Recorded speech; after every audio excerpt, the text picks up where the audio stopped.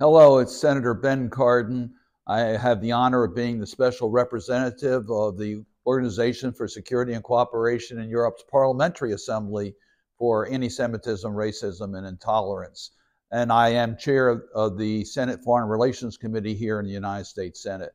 I want to welcome everyone to the conference for addressing anti-Semitism in the OSCE region. There is no question there's been an alarming rise of anti-Semitism throughout the OSCE region, including here in the United States.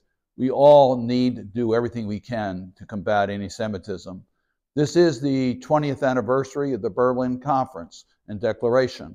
I was proud to be a representative of the United States at the Berlin Conference 20 years ago. And what we learned at that conference is that we need to have a strategy to combat anti-Semitism. But we also learned that anti-Semitism does not occur in isolation, that we need to work with all vulnerable groups. We've seen an alarming rise of Islamophobia in our communities as well. So we need to form coalitions so that there is no room for hate in our community. It starts with education.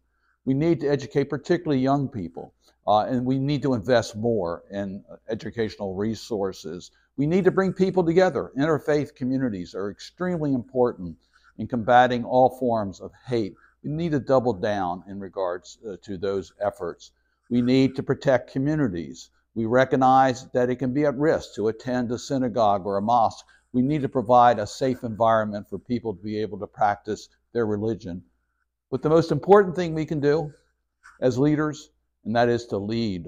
We must speak out against all forms of hate. Any form, any action of anti-Semitism requires us to speak out with a strong voice. We need to be the leaders in our community. And I particularly want to mention the roles of parliamentarians. I was proud that the first appointment by the OSCE of a special representative on anti-Semitism was my friend, a German parliamentarian, Kurt Weiskirchen.